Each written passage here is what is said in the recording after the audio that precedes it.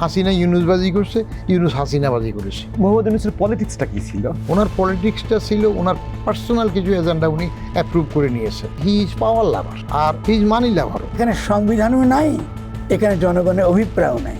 আপনি সম্পূর্ণ নতুন একটা পরিস্থিতিতে ঠেলে দিয়েছেন, যেটা আপনাকে আবার 50 বছর পেছনে ফিরিয়ে দিয়েছে। যদি আপনার এই অন্তর্বর্তীকালীন সরকারকে আপনার মার্ক দিতে বলা হয়, আপনি কত মার্ক দেবেন? 2 10-এর মধ্যে 2।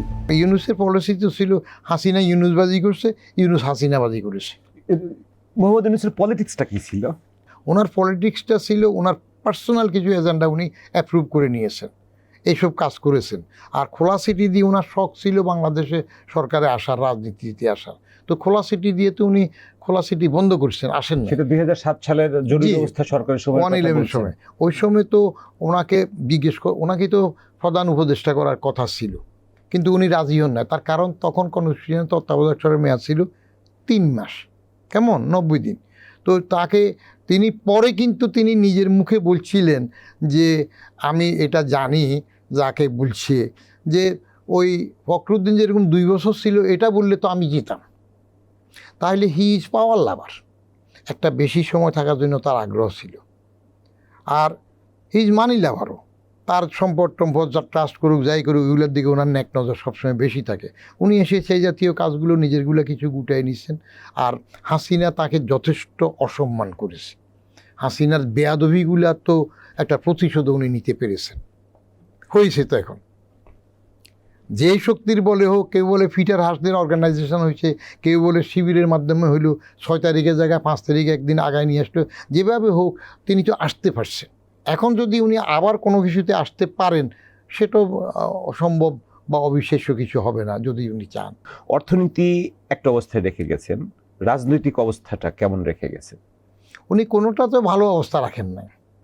ভালো কোনো এক্সাম্পল সেট করে গেছেন যেটা ফলো করবে? কোথায়? আমি তো দেখছি না। এই সর্বশেষ নির্বাচনটা সুন্দর করে দিয়েছেন, এটা তো ওনার চাইতে বেশি ক্রেডিট রইল ওয়াকরুজ্জামান সাহেবদের, 3 বাহিনীর প্রধান তাদের। ওয়াকরুজ্জামানের একটা গুড সেন্স এবং গুড উইল কাজ করাতে এটা ঠিকমতো হয়েছে। নাহলে তারা যদি একটু এদিক সেদিক করতো আপনি থামাইতে পারতেন নাকি?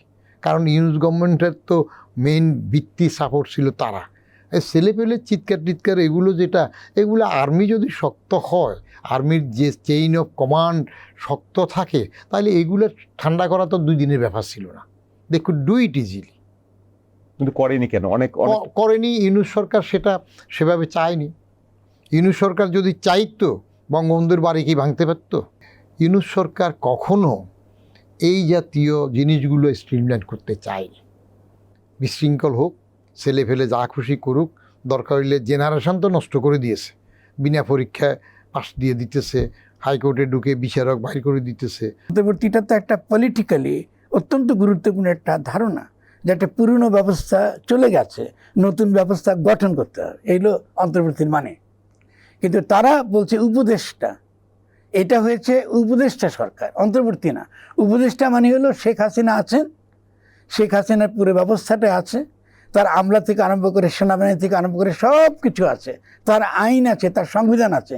শুধু আপনি কি করে আবার পুরনো অবস্থায় ফিরে যাবেন তার উপদেশ দিতে এই সরকারটা। তাহলে গত 1.5 বছর প্রধান উপদেষ্টা এবং তার উপদেষ্টাদের নেতৃত্বে যে সরকার পরিচালনা করা হয়েছে বা দেশ পরিচালনা করা হয়েছে, সেটা আসলে শেখ হাসিনার যে সিস্টেম গড়ে তুলেছিল সেই সিস্টেমের দ্বারাই পরিচালিত। অবশ্যই অবশ্যই। তার এর বাইরে তো আপনি তো সংবিধান রক্ষা করবেন বলে শপথ নিয়েছেন। এবং যদি তা হয়ে থাকে, ঘটনাটা কী ঘটেছে খেয়াল করেন। আপনি একদিকে বলছেন আপনি সংবিধান রক্ষা করবেন, অন্যদিকে প্রত্যেকটা পদে পদে সংবিধান লঙ্ঘন করেছেন। মানে আপনি সংবিধান রক্ষা করেন নাই, আবার আপনি নতুন গঠনতন্ত্র প্রণয়ন করেন নাই। এটাকে আইনের ভাষায় বলা হয় ব্যতিক্রমী, স্টেট অফ এক্সেপশন, ব্যতিক্রমী অবস্থা।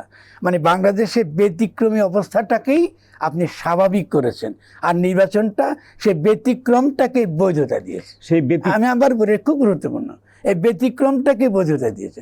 মানে এখানে সংবিধানও নাই, এখানে জনগণের অভিপ্রায়ও নাই। আপনি সম্পূর্ণ নতুন একটা পরিস্থিতিতে ঠেলে দিয়েছেন, যেটা আপনাকে আবার 50 বছর পেছনে ফিরিয়ে দিয়েছে। সন্ত্রাসীর আপনি ফাউন্ডেশনে গেছেন, যার বিরুদ্ধে মার্কিন যুক্তরাষ্ট্রেই দুর্নীতির অভিযোগ আছে। তো আপনি ডক্টর ইউনূস সেখানে নিয়ে এসে মাহফুজকে পরিচয় করে দিচ্ছে ম্যাটিকুলাস ডিজাইনার গণঅভ্যুত্থানে। মানে Mastermind। হ্যাঁ, মাস্টার মাইন্ড। এখন মানে জনগণের যে রেভলিউশনারি এজেন্সি, তার যে একটা গণ অভ্যুত্থানের যে কর্তা সত্তার যে জনগণ, এটাকে তো তিনি প্রথম দিনই ইরেজ করে দিলেন। উনি তো প্রথম ঘোষণা দিয়ে ইরেজ করলেন, যাতে ব্যক্তি এটা করেছে। তো আপনি আপনার কাছে আর কি আশা করেন? উনি তো বুঝে গেছি ওনার কাছে আমি কী পাবো। তাহলে জনপ্রত্যাশার উপরে প্রধান উপদেষ্টা এবং তার উপদেষ্টারা আসলে ডেলিভার করতে কতটুকু না, সক্ষম তারা হয়েছে? জনপ্রত্যাশা বোঝেন নাই তো। তারা তো 5 তারিখে একটা সাংবিধানিক প্রতিবিপ্লব করেছেন, মানে সংবিধানকে ব্যবহার করেছেন গণ অভ্যুত্থানের বিরুদ্ধে অস্ত্র হিসাবে। এটা খুব গুরুত্বপূর্ণ বুঝতে হবে। তারা ঘটনাটা কী করেছেন 8 তারিখে? তারা সংবিধানটা ব্যবহার করছেন, গণ অভ্যুত্থানকে মোকাবেলা কী করে করবেন? সংবিধানকে ব্যবহার করেছেন অস্ত্র হিসেবে, যেন গণ অভ্যুত্থানকে নস্যাৎ করা যায়। এই জন্য সংবিধান রক্ষার শপথ তারা নিয়েছেন। সমর্থন কারা করেছেন? সেনাবাহিনী করেছে। ফলে এই জন্য এই উপদেষ্টা সরকারের চরিত্রটা কী ছিল? এটা ছিল সেনা সমর্থিত উপদেষ্টা সরকার। অন্তর্বর্তীকালীন সরকারের সাফল্য ব্যর্থতা যদি আলোচনা করতে যাই, তাহলে আপনি বড় সাফল্য বলে কোনগুলোকে বলবেন মেজর সাকসেস, আর ফেইলিওর হিসেবে কোনগুলোকে আপনি টানবেন? দেখেন, বড় সাকসেসের মধ্যে আমি মনে করি যে ব্যাংকিং সেক্টরটাকে ওনারা মোটামুটি কন্ট্রোল করতে পারছেন। ওই যে বিদেশে টাকা পাচার করা, পাচারের যেটা মহোৎসব শুরু হয়ে গেছিল, ওটা থামানো গেছে।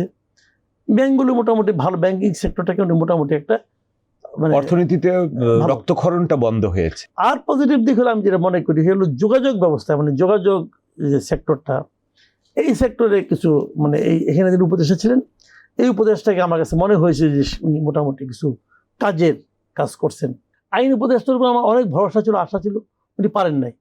ওনারা এত কিছু করার দরকার নেই তো ভাই।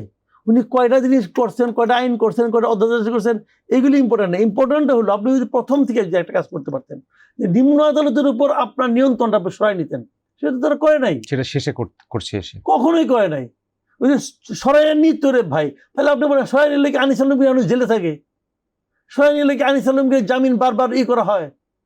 আনিস আলমগীর তো একা নাই, আরো তো অনেকেই আছে। সাংবাদিকদের কথাই যেহেতু আপনি তুলছেন, ওদের তারা নয় বুঝলাম, ওরা না হয় মিথ্যা হইলেও না, তাদের বিরুদ্ধে তো মার্ডার চার্জ আছে। বলেন আপনি, মানে ফাইন্যান্সিয়ালি কারাপশন না, মার্ডার চার্জ। Murder charge. সে কি মার্ডার করছে?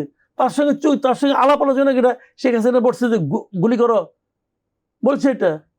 এগুলি কি ভাই? আপনি জামিন দিবেন না কেন? জামিন পাওয়াটা তোমার অধিকার। ব্যবসায়ীদের ভিতরেও কিন্তু একটা ভয় ঢুকে গেছে গত 1.5 বছরে, মবের ভয়। যেই দিন বিএনপি বিজয়ী হলো, যেই মুহূর্তে যে ডিসিশন হয়ে গেল যে বিএনপি জিতে গেছে, তারপর থেকে আর মব নাই। তাহলে এখন আপনি নিশ্চিত করে বলতে পারছেন যেটা হলো আগামী দিনে এই মব থেকে আর মব ভায়োলেন্স বা মবের উত্থান আমরা আর দেখতে পাবো না? আমি আশাবাদী। এই আসিফ নজরুল ভাই, উনি তো একদিন আমাদের মতোই তো টকশোতে কথাবার্তা বলতেন, পত্রপত্রিকা লেখালেখি করতেন, বড় বড় কথা বলতেন। ক্ষমতায় যে উনি কি করছেন, এগুলি তো করছেন। দিন শেষে যদি আপনার এই অন্তর্বর্তীকালীন সরকারকে আপনার মার্ক দিতে বলা হয়, আপনি কত মার্ক দেবেন? 2 10-এর মধ্যে 2। 10-এর মধ্যে 2।